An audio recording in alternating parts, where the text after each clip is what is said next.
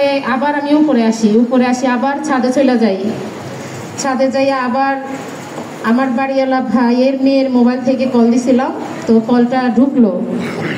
পরে আমি বলতেছি তুমি কই? পরে বলতেছে যে আমি তো এখানে আছি, তুমি চিন্তা করো না, আমি এখানে দাঁড়ায় দাঁড়ায় সবার সাথে দেখতেছি, তুমি চিন্তা করো না। পরে আমি বলছি না, তুমি এক্ষুনি বাসায় আসবা। পরে বলতেছে না আমি আসবো, তবে এক্ষুনি চলে আসবো, আমি একটু এখানে সবাই আছে তো, তুমি আমি এমন এক জায়গায় দাঁড়িয়ে আছি, এখানে আমার কোনো সমস্যা নাই। পরে আমার কাছ থেকে ফোনটাও রাখলো। কিছুক্ষণ পরেই আমার কাছে খবর আসছে যে রাজু ভাইয়ের বউ কই, রাজু ভাই তো গুলি খাইছে। কিন্তু আমার হাজব্যান্ড সকালবেলা আমার বলছিল যে আমি যদি শহীদ হইয়া যাই তাহলে তো আমার গুনাহ মাফ হইয়া যাব। কিন্তু তখনও আমার মনে হয় যে আমার হাজব্যান্ড সত্যি শহীদ হইয়া যাব। আর শহীদ হওয়ার আগে একটা মানুষ কিভাবে বলে যে আমি শহীদ হইয়া যাব?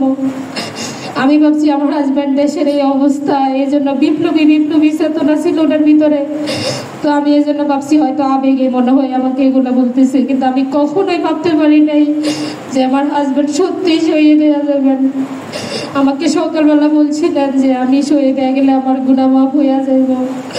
পরে যখন সবাই আমাকে ডাক দিয়ে বলতেছে রাজু ভাইয়ের বউ কই, রাজু ভাই তো গুলি খেয়েছে, তখন আমি তো সকালবেলা সেই কথাগুলো আমার মনে পড়ে যায়।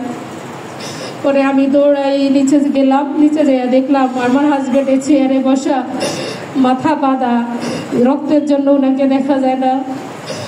পরে তখন আমি ওই অবস্থায় আমি ওহিতের জ্ঞান হারাইয়া ফেলি। পরে সবাই আমাকে দইরা কেসে আমাকে আর ভাইরিতে দেয় নাই। ওনার কাছে যাওয়ার জন্য আমি অনেকবার চেষ্টা করছি। ওইখানে ওনার সাথে ওনার অনেক ফ্রেন্ড সার্কেল, এলাকার অনেক মানুষ ছিলেন। এখানে অবশ্যই আওয়ামী লীগের দোসররা অনেকে ছিল।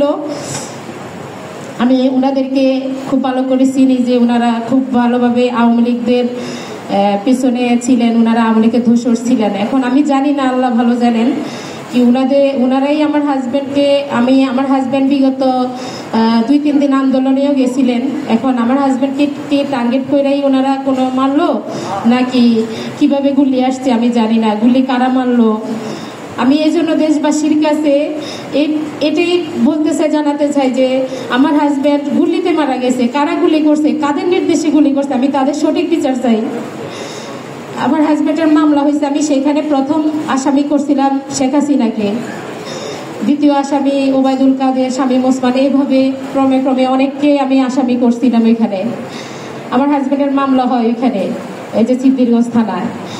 তো আমি দেশবাসীর কাছে এটাই জানাতে চাই যে শুধু আমার হাজব্যান্ড না, আমাদের প্রায় 1400-1600 পরিবার শহীদ পরিবার এবং আহত তো অনেকেই, প্রায় 3-4 হাজার। তো আমি চাই আমাদের দেশের এই অবস্থা, এই স্বৈরাচারী সরকারের কারণে শুধু এখন এই 2024 জুলাই গণ অভ্যুত্থান শুধু না, আমাদের দেশে এরকম অনেক ঘটনা আছে, যেমন বিডিআর হত্যা, তারপরে যে শাপলা চত্বরে জামাত ইসলামের উপর আক্রমণ, এই যে অনেক ঘটনা ইতিহাসে আমরা সবাই কম বেশি জানি। তো আমরা চাই এই স্বৈরাচার সরকার যেন আমাদের দেশে আসবে না, সেটা বলবো না, অবশ্যই আসতে হবে, অবশ্যই সঠিক বিচার করতে হবে। আমরা সবাই একসাথে এই সঠিক বিচার চাই, এই সঠিক বিচার অবশ্যই চাই। এই বিচার যদি না হয় আমরা আবার একত্রিত হতে বাধ্য হব। আমার হাজব্যান্ড মারা গেছে, শহীদ হয়েছেন, তাই বলে আমরা চুপ করে বসে থাকবো না। আমরা সবাই এখন চুপ আছি, আবার এই দেশে যেন দ্বিতীয়বার আর কোনো স্বৈরাচার সরকার না আসতে পারে, সেটার জন্য আমাদের প্রস্তুত থাকতে হবে। আমাদের এই দেশের মাটিতে যেন আর কোনো জনগণের বিন্দুমাত্র কোনো যেন ক্ষতি না হয়, আমরা সেই দিকে সচেতন থাকবো সবাই। আমরা কি সবাই একত্র হতে পারবো ইনশাল্লাহ? আমরা কি আবার জাগ্রত হতে পারবো? আমরা কি ভয় পেয়ে পিছিয়ে যাব? আমাদের সাহস নিয়ে আবার সামনে এগোতে হবে।